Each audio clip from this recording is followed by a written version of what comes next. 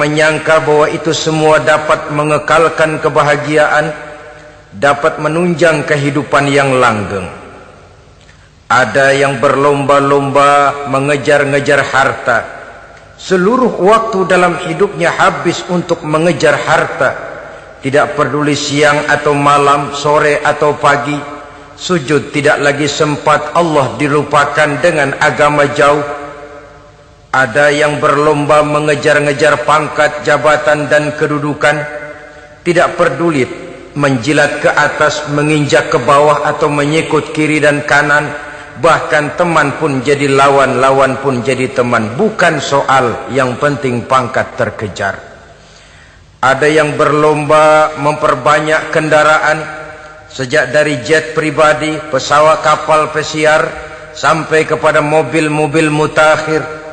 Ada yang berlomba memperbagus rumahnya, ada yang berlomba memperbanyak istri dan anak-anaknya. Seluruhnya tenggelam di dalam perlombaan yang menurut ukuran mereka akan mendatangkan prestise, kemegahan dan kebanggaan. Allah Subhanahu wa ta'ala menegur, memberikan peringatan dalam surah yang pendek, yaitu surah At-Takatsur. Alhaakumut takatsur hatta zurtumul maqabir kalla sawfa ta'lamun. Alhaakum ay syagalakum an ta'ati rabbikum. Kamu telah lalai daripada taat kepada Tuhanmu, dan yang menyebabkan kamu lalai itu tidak lain at-takatsur. At-takatsur artinya at-tabahi bi kathrati mata'id dunya.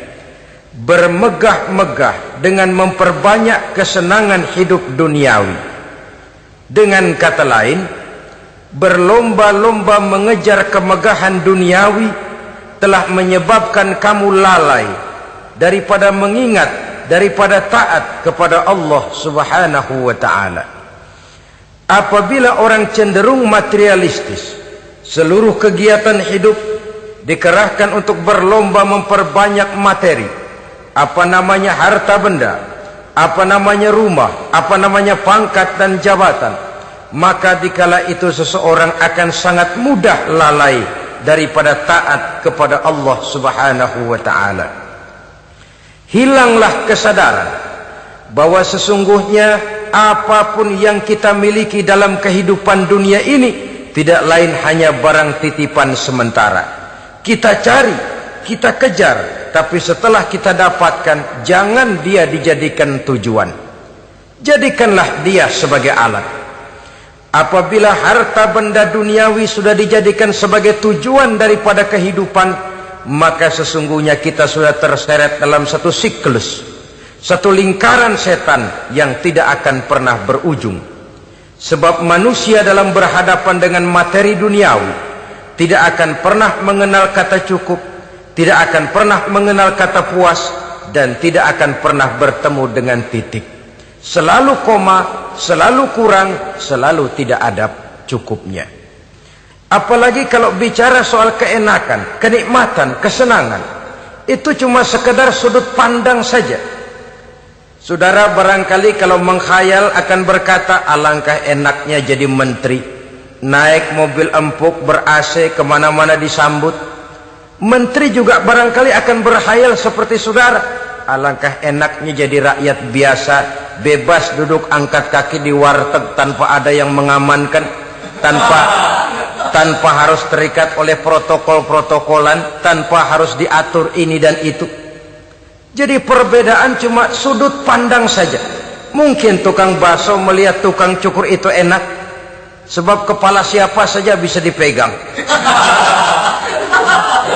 Tapi barangkali juga tukang cukur melihat tukang bakso itu enak, dan begitulah selanjutnya. Keenakan cuma perbedaan sudut pandang.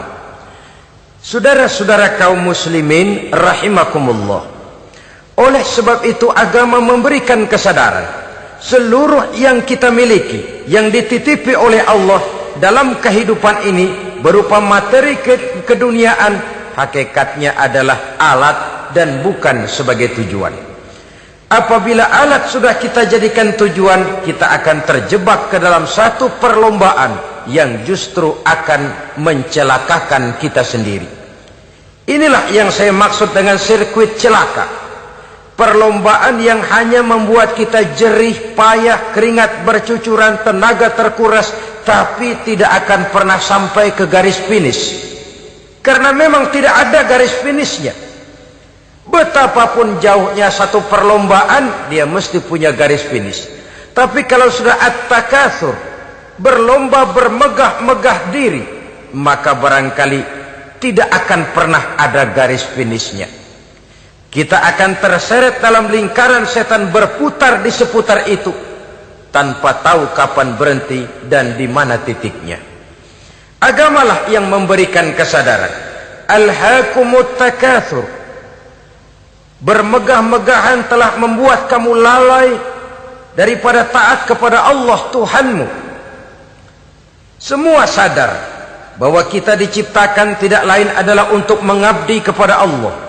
Nilai pengabdian ini sering lentur, nilai pengabdian ini sering luntur, manakala kita sudah berlomba-lomba, bermegah-megah dengan materi kehidupan dunia. Islam jelas tidak menganjurkan penganutnya jadi orang miskin. Bahkan Imam Ali karramallahu wajhah pernah mengatakan, kemiskinan bisa menyebabkan kekufuran. Ayat yang pertama turun juga kita tahu, Iqra, baca olehmu. Kan seolah-olah Quran cuma tidak langsung saja bilang, hai orang Islam, kamu jangan jadi bodoh. Kebodohan menimbulkan kemiskinan, kemiskinan mendekatkan kita kepada kekufuran. Jadi miskin sama kufur tetangga. Artinya dalam kondisi miskin, kemudi hati itu mudah terombang-ambing. Oleh sebab itu sering kemiskinan umat Islam ini dimanfaatkan oleh orang-orang lain untuk menyebarkan agamanya. Padahal agama adalah soal keyakinan yang tidak mungkin ditunjang dengan supermi, ditunjang dengan beras, pakaian, obat-obatan, beasiswa. Agama adalah soal keyakinan. Keyakinan adalah soal kebenaran, dan kebenaran itu adalah milik bersama. Tujuan diciptakannya manusia tidak lain adalah untuk melaksanakan ibadah. Kalau orang tenggelam dalam perlombaan memperbanyak harta, mempertinggi kedudukan, memperindah segala macam yang sifatnya duniawi, biasanya itu akan membuat dia lalai dari taatnya kepada Allah Azza wa Jalla. Kadang bukan hanya lalai daripada taat, juga sering terjebak kepada maksiat. Karena kalau pola pandang dan tolok ukur sudah benda duniawi semata-mata, sangat tidak mustahil orang lalu terjebak ke dalam prinsip menghalalkan segala cara. Asal sudah tujuan tercapai, cara apapun halal. Akhirat nomor 18. Nah, bukankah memang barangkali kita sejak kecil sudah dilatih untuk materialistis? Umpamanya kita hanya sering dilatih untuk takut kepada yang konkret-konkret saja, takut kepada yang nyata-nyata saja.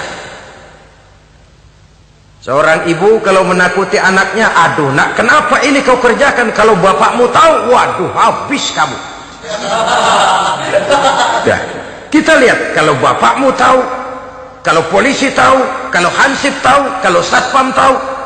Tapi jarang seorang ibu menanamkan kepada anak, nak, kenapa ini yang kau lakukan, nak? Bukankah kau tahu Allah lihat, Allah tahu, Allah dengar, Allah, nak? Diajarkan takut kepada yang gaib. Karena kalau takut dia kepada polisi, dia pasti bisa cari tempat lain dong yang polisi kagak lihat. Kalau takut dia kepada satpam, minggir dong ke tempat yang kira-kira satpam nggak lihat. Tapi kalau sudah takut itu terpulang kepada Allah, kepada yang gaib, tidak sejengkal tanah pun yang terhalang dari pengetahuan Allah. Tapi itulah salahnya kita. Sejak kecil anak-anak sudah kita latih untuk takut hanya kepada yang konkret-konkret saja. Akibatnya sampai dia besar melembaga dalam kehidupannya. Dia nyolong, kata temannya, kamu nyolong ya? Iya. Kok nyolong sih? Emang? Kenapa nyolong? Biarin.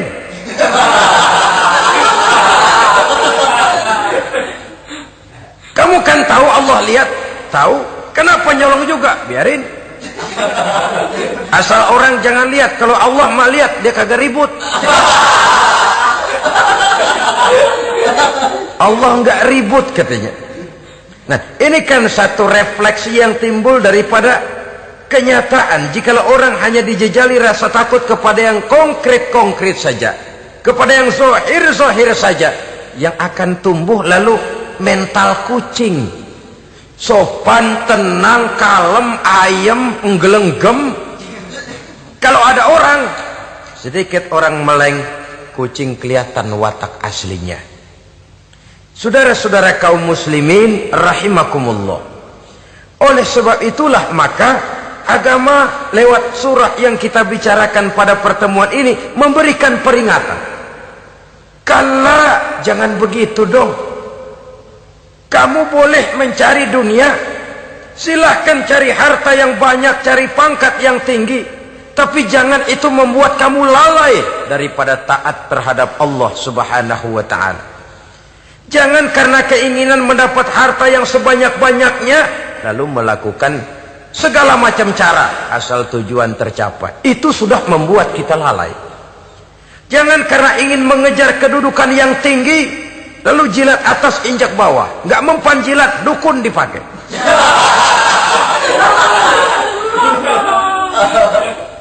Itu kan sudah membuat kita lalai. Nanti kalau berhasil, wah dukun kita paten. Tapi kalau gagal, dukun sialan kagak mampu.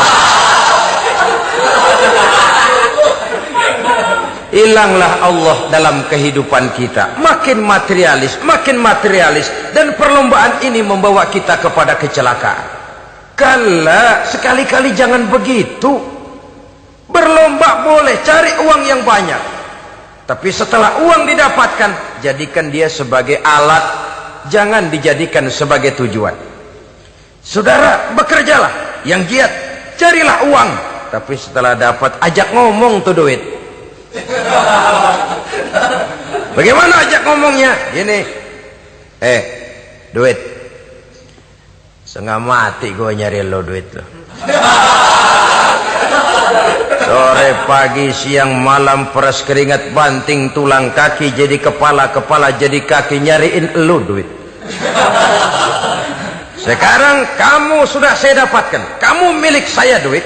Karena kamu milik saya, jadilah kamu budak saya. Jangan saya yang jadi budak kamu. Ini idealnya. Kamu harus jadi budak saya, jangan saya yang jadi budak kamu. Nyatanya kan ada orang nyari duit, setelah duitnya banyak dibudakin oleh duit. Dia sendiri tidak bisa merasakan kesenangan daripada duitnya, konon lagi orang lain. Mau ke pasar ngitung 16 kali. Naik bajai 1000. 1000 itu kalau ratusan semua 1000 lembar. Hitung-hitung, mendingan jalan kaki. Jalan kaki tengah hari bolong, panas, kan dibudakkan oleh uang. Cari karier, kejar pangkat, kejar kedudukan. Setelah ditemukan itu, jadikan dia sebagai alat, jangan dijadikan tujuan. Pangkat kau milikku, karena kau milikku kau harus jadi budakku, jangan aku yang jadi budak kau pangkat. Suatu saat dia harus lepas dari kita, jiwa ini lapang. Kenapa? Dahulu pun ketika lahir ke dunia tidak ada pangkat yang kita sandang. Dahulu pun ketika lahir ke dunia tidak ada harta yang kita bawa. Jadi harta itu, pangkat itu, kedudukan itu ada dalam hati, tapi tidak berurat dan berakar. Kalau dia berurat dan berakar dalam hati, berat misah sama harta itu. Berat. Sekedar ngasih fakir miskin cepet juga berhitungnya 17 lembar.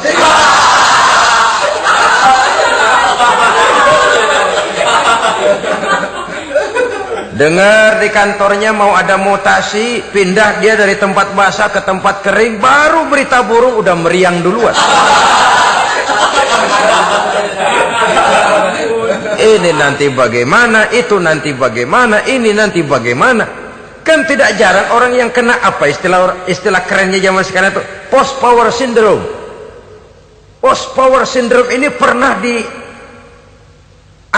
oleh Nabi. Kata beliau, irhamu salasatan minan nas, sayangilah 3 macam manusia. Siapa mereka? Pertama, azizan zalla, orang terhormat yang jatuh hina. Ini yang sering terkena post power syndrome. Biasa kemana-mana dikawal, dihormati, datang ke tempat ini protokol siap, ini serba diatur semua, serba beres. Begitu jabatan selesai atau pensiun, habis orang gak indah-indah. Dia lihat orang diemin aja, orang diemin dan orang tonton. Ini kalau nggak kuat mentalnya, itu kena post power syndrome. Akibatnya ya bisa jantungan, bisa leper, bisa darah tinggi. Ya penyakit-penyakit yang zaman dulu kita nggak kenal. Ini kan makin banyak dokter, makin maju ilmu kedokteran, makin aneh penyakit. Saudara hadirin yang saya hormati, post power syndrome kena apa yang dinamakan frozen emotional attitude. Tidak kuat menghadapi kenyataan. Azizan zalla, orang terhormat yang jatuh hina, itu sangat perlu dikasihani. Yang kedua, ghaniyan qad iftaqara, orang kaya jatuh miskin. Ini juga sama. Biasa hidup apa ada, serba ada, lalu harus hidup apa adanya. Ini kalau kurang-kurang kuat benar-benar memble ini.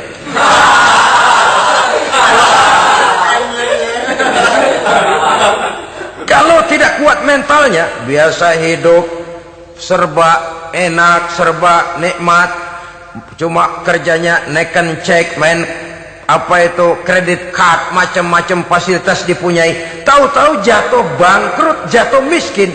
Kalau tidak fondasi agamanya kuat, bisa gantung diri, bisa bunuh diri, bisa frustasi, bisa terkena psikosomatik, tekanan jiwa mempengaruhi faktor biologis, timbullah tekanan, terjadilah penyakit aneh-aneh. Al-ghaniyan qad iftaqara, orang kaya jatuh miskin, itu perlu dikasihani. Yang ketiga, wa faqihan yal'abu bihil juhal, ahli fikih tapi dipermainkan oleh orang-orang bodoh. Hanya kebetulan orang bodoh itu punya kekuasaan. Hukum bisa dipesan.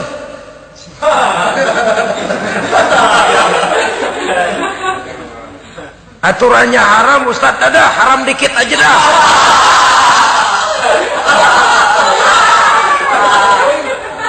Sibuklah tuan fakih ini, ahli fikih ini mencari dalil kebet sana kebet sini supaya yang tadinya haram benar bisa jadi haram sedikit.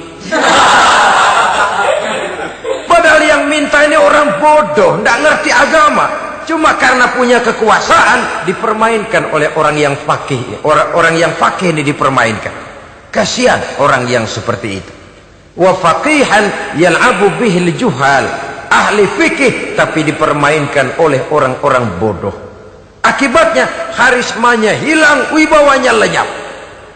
Dia menyangka bahwa dengan mengharam-haram sedikit-sedikit itu dia bisa mendapat keuntungan yang berganda-ganda, padahal akibatnya itu hanya akan membawa kecelakaan saja.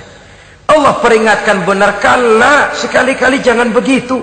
Cari uang yang banyak silahkan, ngejar kedudukan yang bagus boleh, bikin rumah yang hebat silahkan, ada kendaraan bagus silahkan, tapi jangan sampai kamu terjebak kepada sirkuit celakai, perlombaan yang tidak ada garis finishnya.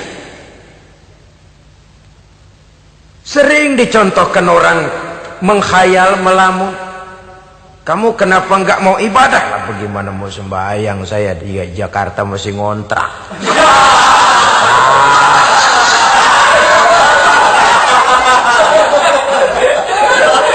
Bingung, tiap akhir tahun kontrakan habis.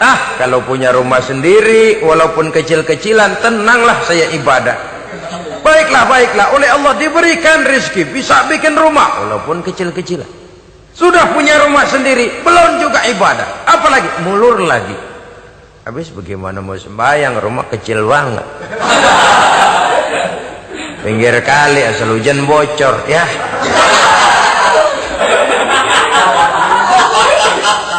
Kalau bisa punya rumah permanen, rajin dah ibadah dah.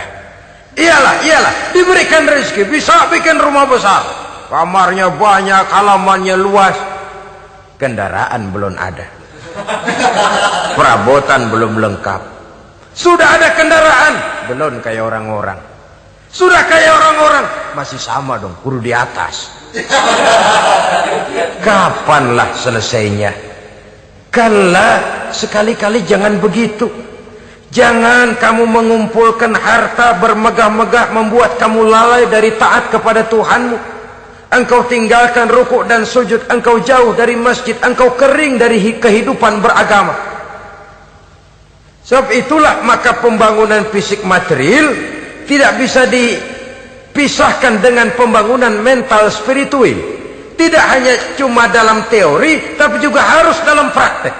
Selalu pembangunan yang hanya mengarah kepada fisik material, jauh dan kering dari agama, hanya akan melahirkan manusia-manusia materialistis yang terjebak di dalam sirkuit celaka perlombaan yang tidak pernah mengenal garis finish. Sebab itu agama mengajarkan, orang kaya itu siapa sih? Yang banyak duit? Belum tentu. Yang kebunnya di mana-mana ngebelatak? Belum tentu. Yang pabriknya selebar-lebar? Belum tentu. Yang punya segala macam peternakan, dari peternakan gajah sampai peternakan kutu?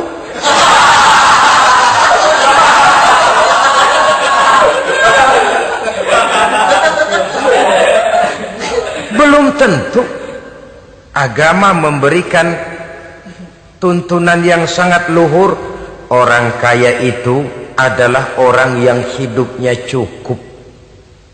Orang miskin itu orang yang selalu merasa kurang. Bagaimanapun banyak duit saudara miliki, kalau masih merasa kurang, masih miskin saudara. Saya punya uang 1.000 rupiah, Anda punya uang 1 juta rupiah. Mungkin saya lebih kaya dengan uang yang 1.000 ketimbang Anda 1 juta. Kenapa? Dalam tangan saya uang 1.000 besar, artinya sesuai dengan kebutuhan saya. Tapi di tangan Anda uang 1 juta, kebutuhan Anda lebih besar daripada itu lagi.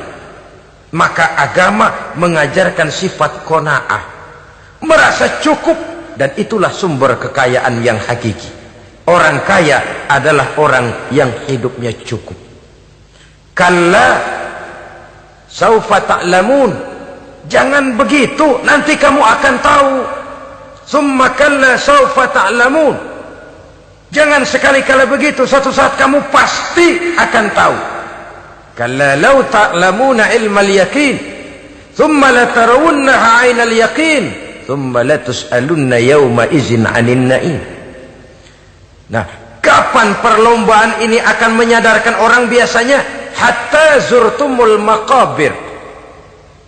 Sampai kamu dekat ke liang kubur. Itu biasanya kalau istilah orang sekarang baru ngeh. Asal sudah napas sampai tenggorokan disambung dengan selang, sudah Senin Kemis dibantu dengan alat picu jantung, gerak gerak gerak gerak, sudah kayak orang mau gergaji kayu. Dikala itu barulah sadar orang biasanya. Dan kesadaran semacam itu, kesadaran yang terlambat. Kesadaran ala Fir'aun. Fir'aun selagi hidup diajak beriman dan nehi aja.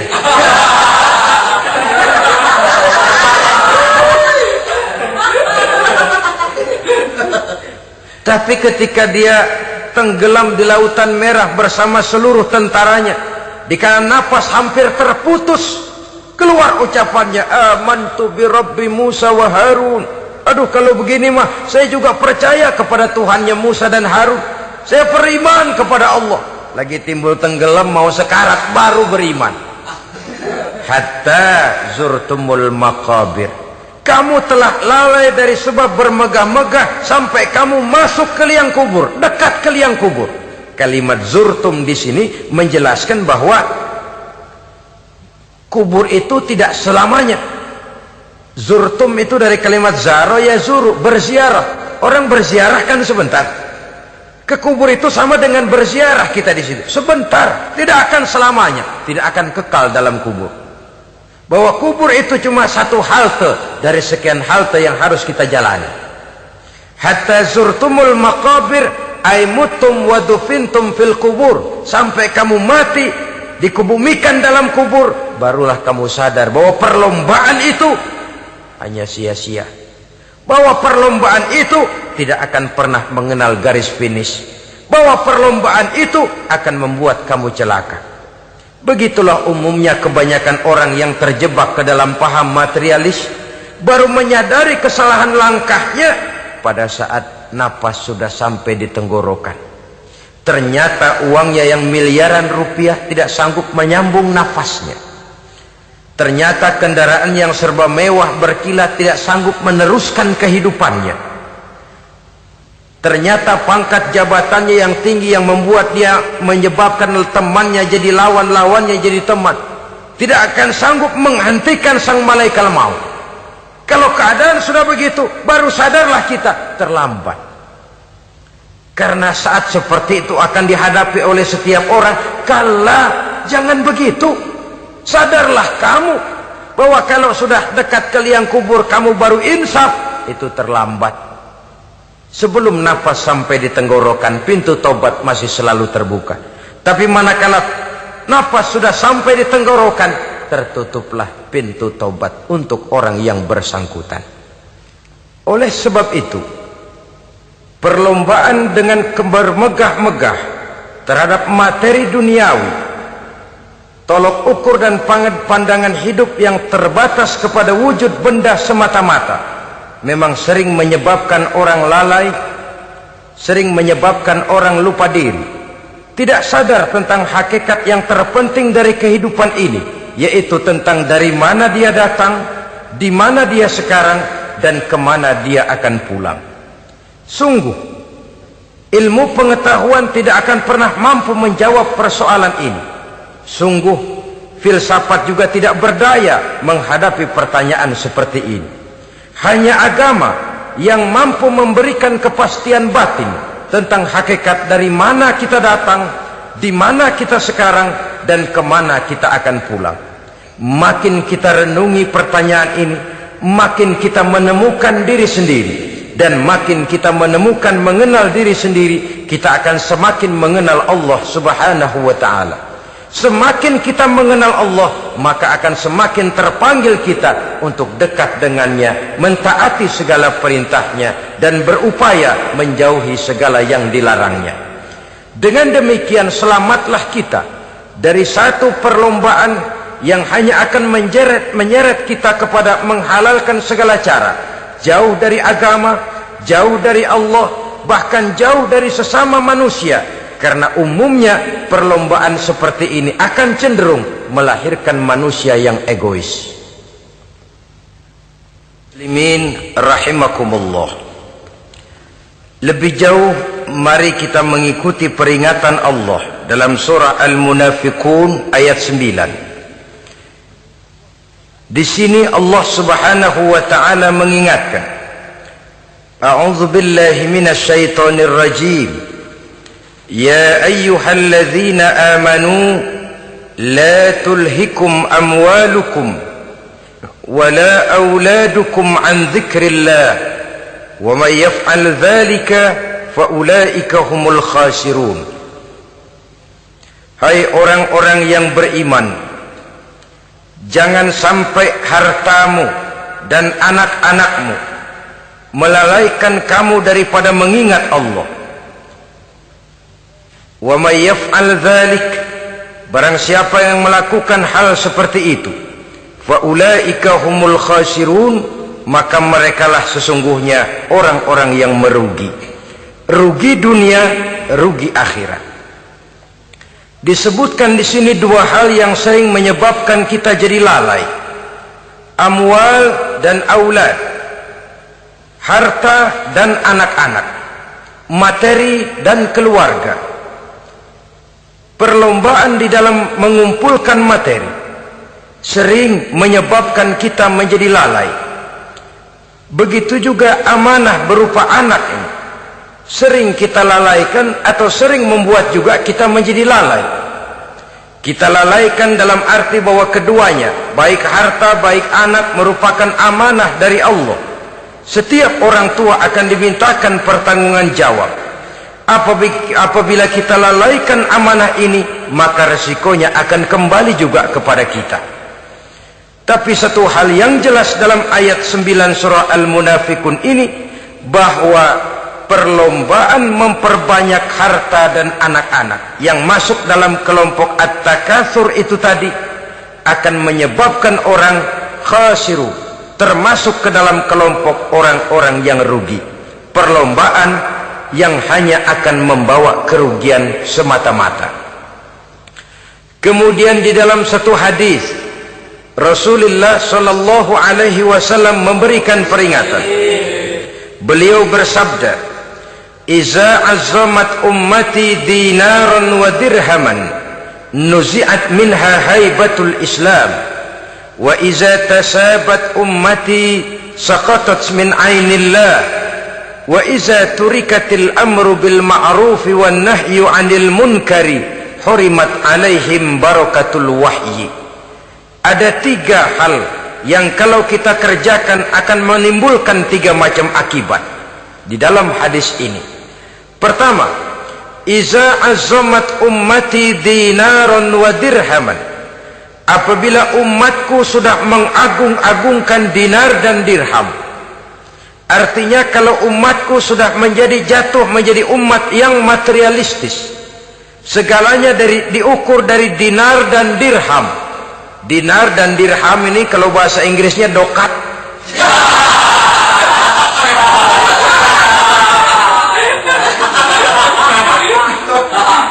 Segalanya diukur dari segi dinar dan dirham saja. Nuzi'at minha haibatul Islam, akan dicabutlah kehebatan Islam dari mereka.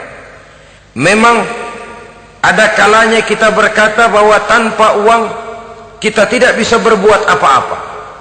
Tapi kalau itu dijadikan landasan dari segala sesuatu, itu yang dijadikan ukuran, itu yang dijadikan tujuan, kita hakikatnya sudah gagal sebelum melangkah. Apapun saja profesi kita, apabila sudah menjadi pendewa dinar dan dirham, akan hilanglah kehebatan Islam, akan dicabut kehebatan Islam itu. Umat Islam bisa dibeli, ulama bisa dikontrak, kiai bisa dicarter. Saudara hadirin ma'asyiral muslimin rahimakumullah, apabila umatku sudah membesar-besarkan dinar dan dirham, bermegah-megah dengan itu, berlomba-lomba memperbanyak itu yang menjadi tujuan dan tolok ukur dari segala kegiatan, nuzi'at minha haibatul Islam, akan dicabutlah kehebatan Islam. Hilang itu wibawa. Walaupun dia bernama umat mayoritas dalam jumlah, tetapi dia minoritas dalam peranan. Mayoritas dalam bilangan, tapi minoritas dalam percaturan kegiatan hidup ini. Kita ingat di zaman pengembangan Islam di masa Rasulullah sallallahu alaihi wasallam, mereka berlomba-lomba mengorbankan dinar dan dirhamnya untuk kepentingan agama, bukan mengorbankan kepentingan agama untuk mencari dinar dan dirham. Kita di zaman sekarang sering terjadi penjungkiran nilai, terbalik yang kita amalkan. Nabi Ibrahim mengorbankan putranya Ismail untuk kepentingan agama. Kita sering sekarang ini mengorbankan kepentingan agama untuk anak-anak kita. Dulu anaknya yang dikorbankan buat agama, sekarang agamanya dikorbankan buat anak. Dulu dinar dan dirham dibelanjakan untuk menopang agama, sekarang agama dijadikan alat untuk mencari dinar dan dirham. Saudara-saudara kaum muslimin rahimakumullah, memang apabila dinar dan dirham digunakan untuk penyangga perjuangan, itulah idealnya. Saya katakan tadi, dinar, dirham, uang, dunia cuma sekedar alat, bukan sekedar tujuan. Kita memerlukan alat ini. Membangun pesantren tidak cukup dengan semangat, Membangun rumah sakit Islam tidak cukup dengan pidato. Membangun masjid tidak cukup dengan semangat menggebu-gebu. Kita perlu semen, kita perlu pasir, kita perlu batu kali, kita perlu besi, dan itu semua beli. Tidak turun dari langit seperti turunnya embun di waktu pagi. Tidak mungkin rumah sakit Islam muncul ke permukaan hanya dengan sim salabim abracadabra.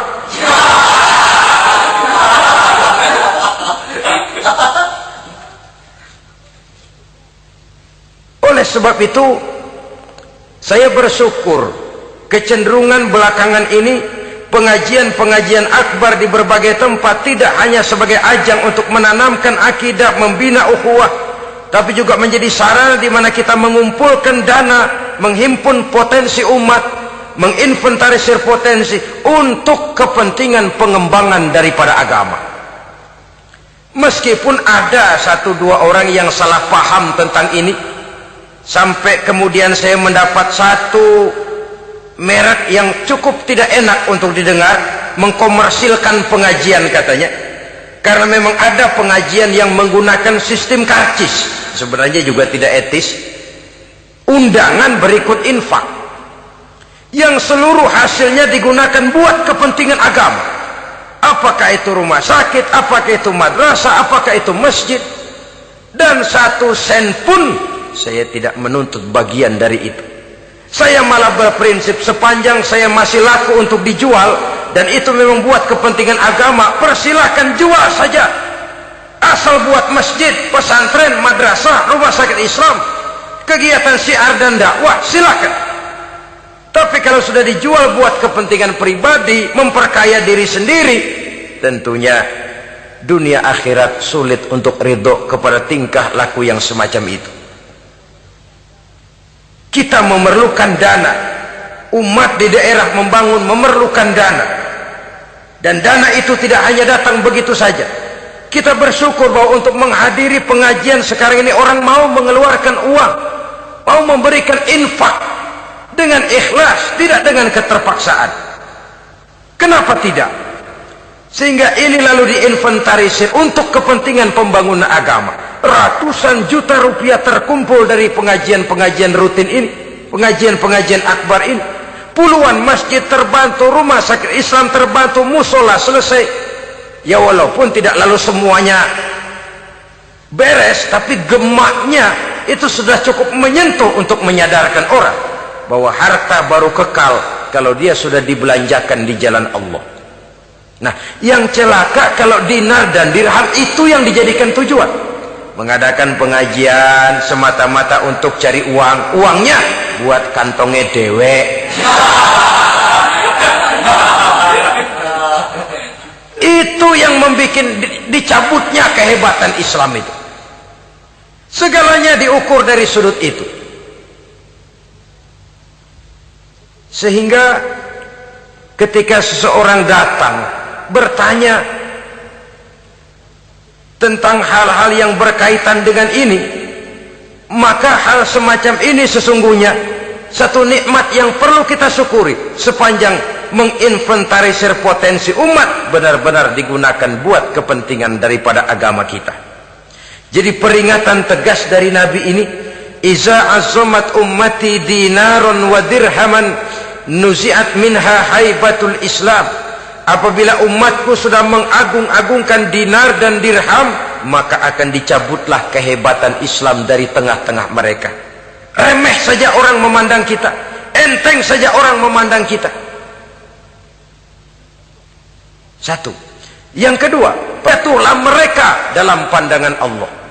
Kalau sesama umat ini sudah saling menjelekkan, apakah yang menjelekkan itu lebih bagus dari yang dijelekkan di hadapan Allah? Dua-duanya sama rendahnya.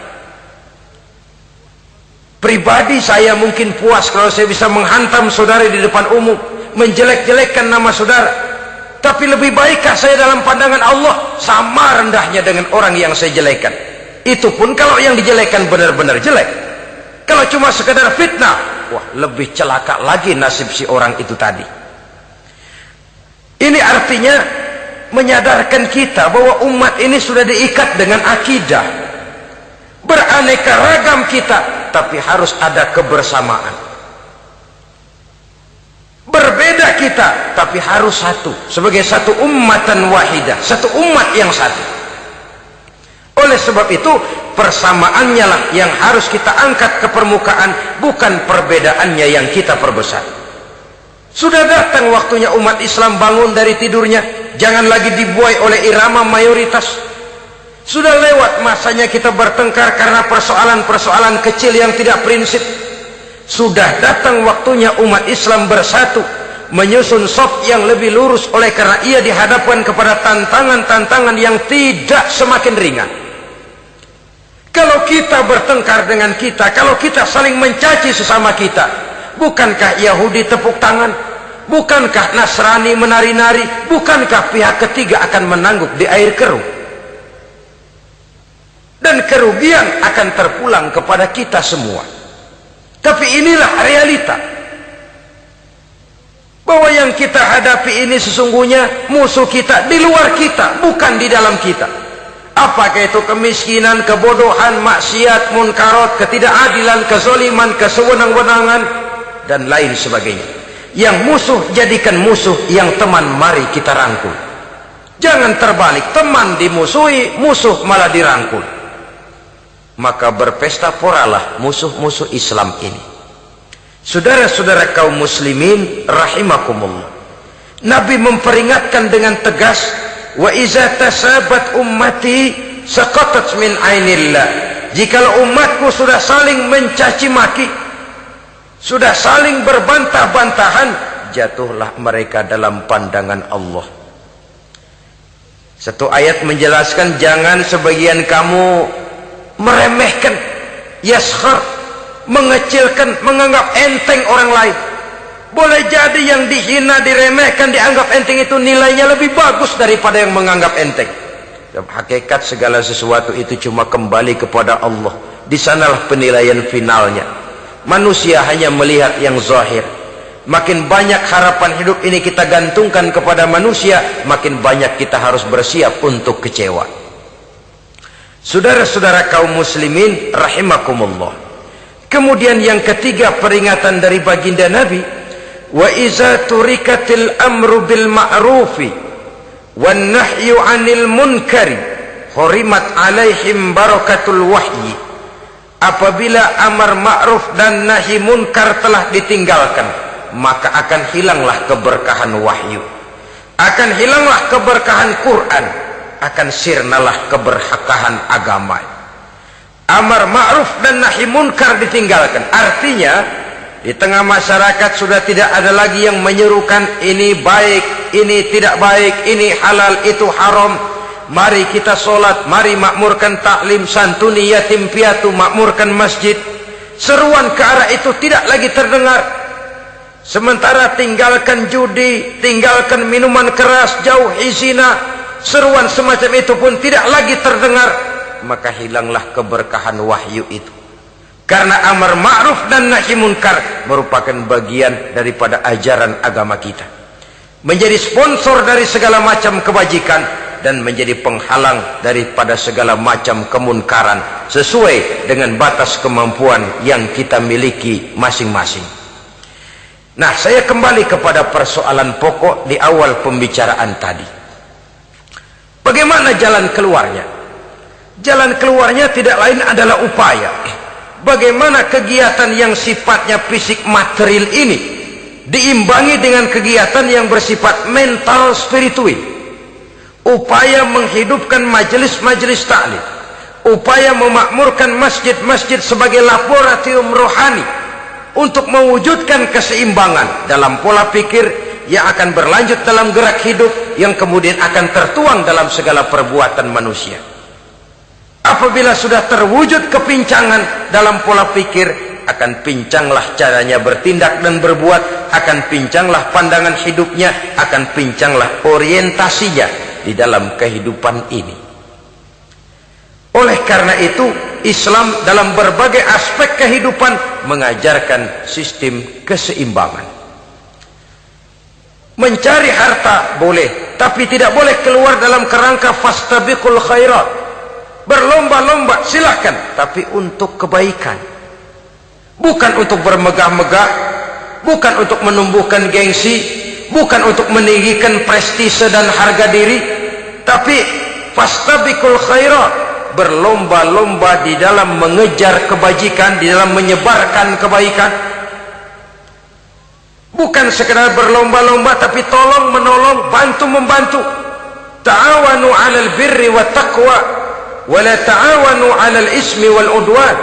Bertolong-tolonganlah kamu di dalam kebaikan dan takwa, jangan bertolong-tolongan di dalam perbuatan dosa dan permusuhan. Kerjasama di dalam kebaikan, kerjasama di dalam ketakwaan. Ada satu contoh yang menarik bahwa umat Islam di dalam ia menjalin kebersamaan itu harus seperti orang main sepak bola.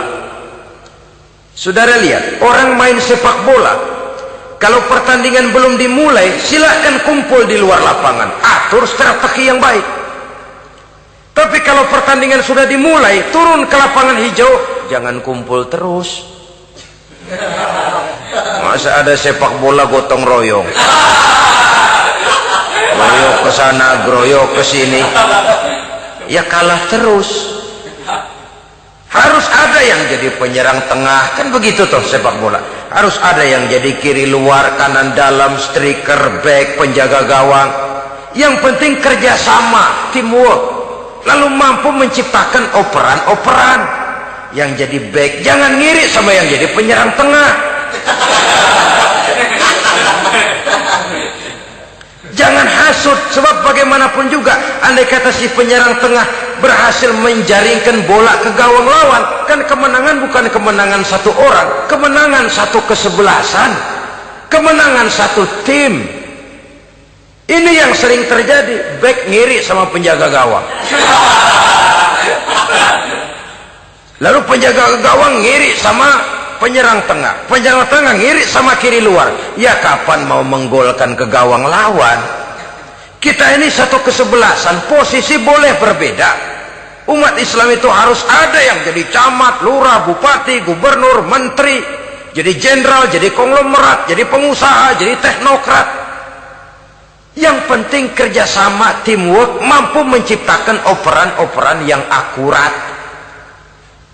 Diego Armando Maradona, enggak pakai dia, enggak. Itu katanya maha bintang, gagah, hebat, bintang lapangan hijau. Kapan Maradona hebat? Kalau ditunjang oleh 10 temannya yang lain, merupakan satu kesebelasan. Bagaimanapun hebatnya Diego Armando Maradona, kalau dia sendirian lawan satu kesebelasan, remek.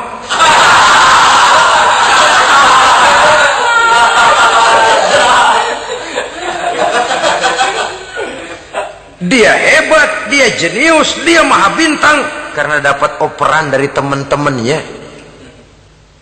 Bukan jegalan, operan. Jadi oleh sebab itu bagaimana kita menciptakan operan-operan akurat yang akan melahirkan kebersamaan di tengah-tengah umat. Artinya satu contoh saja, misalnya seorang pengusaha besar, oleh karena kesibukannya di dunia bisnis, tidak perlu jadi ketua pembangunan musola. Tapi kalau ada musola belum selesai, operan. Operannya itu yang penting. Apa yang dioper itu? Semen, apa batu kali, apa besi? Yang penting operan. Operannya akurat. Kadang-kadang ada terjadi juga frustasi ngelihat lawan kesebelasannya terlalu kuat, ngoper ke gawang sendiri, jebol. Kan sering terjadi begitu. Muslim didukung oleh umat Islam, ketika punya posisi menguntungkan malah mempersulit Islam. Ini kan ngoper ke gawang sendiri, bunuh diri namanya. Boro-boro jebolin gawang lawan, asal jangan bunuh diri juga lumayan. Jadi kalau saja kita mampu menciptakan kebersamaan seperti ini, baju boleh berbeda. Seorang muslim boleh dibungkus baju ABRI, boleh dibungkus baju dokter, boleh dibungkus baju teknokrat, boleh dibungkus baju konglomerat, sekedar baju. Tapi Tapi kalau terbukalah baju itu, kelihatan dadanya, terbersit nilai imannya, meresap sampai ke tulang sumsumnya, dan pada saat Islam dikuti-kuti, akan timbul kecintaannya, akan timbul, saya muslim dan saya bangga dengan Islam saya muslim dan saya mau berbuat untuk Islam saya muslim dan saya siap mati untuk Islam saya. Dengan baju apapun dia terbungkus, kalau roh, jiwa dan semangat semacam ini tertanam, saya yakin kita umat Islam akan mampu berbuat lebih banyak dengan mewujudkan operan-operan akurat yang sangat diharapkan oleh umat itu tadi. Oleh sebab itu, saudara-saudara kaum muslimin rahimakumullah, baju boleh berbeda, bendera boleh beraneka warna, tapi jikalau bernama muslim, persamaannya yang dicari, jangan perbedaannya yang diperbesar. Nilai persaudaraan yang diikat dengan akidah semacam inilah yang banyak dicari orang, yang banyak menyebabkan orang masuk Islam. Di mana masjid kelihatan benar sebagai simbol kehidupan demokrasi dalam menciptakan ukhuwah, wawasan ukhuwah ini. Masjid simbol demokrasi.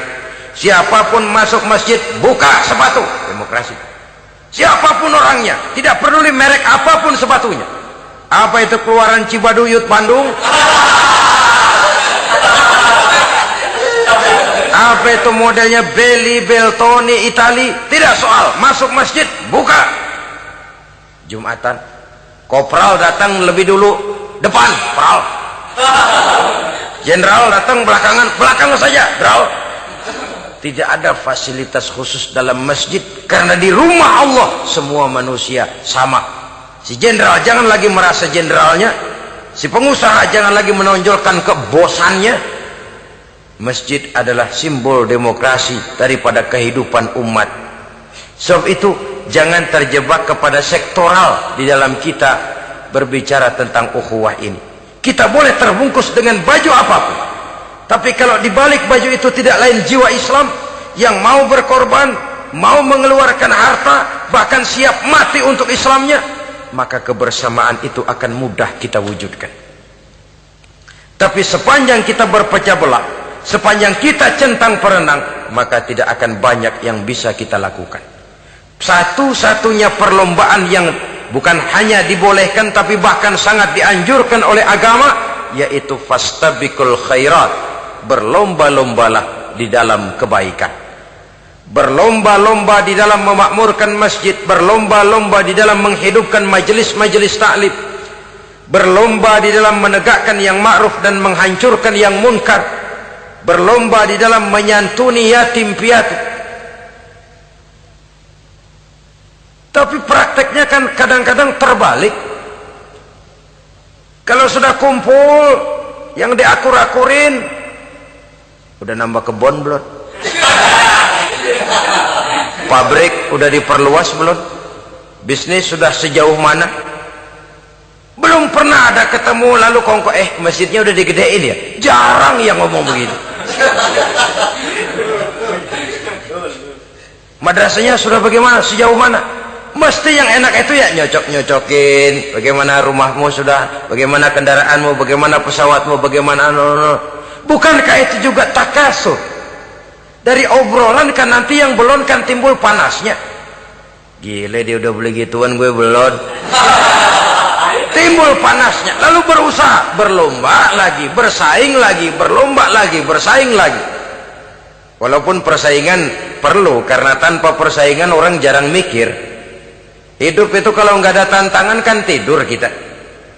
Orang hidup smooth gitu ya, jalan tenang, setenang ya nggak maju orang itu. Orang itu baru bisa mengalami kemajuan kalau dia sudah dihadapkan kepada tantangan, gemblengan, gojlogan, fitnahan, hinaan, caci maki. Persaingan itu perlu supaya orang mikir. Kalau mikir dia berbuat, kalau dia berbuat dia bisa maju.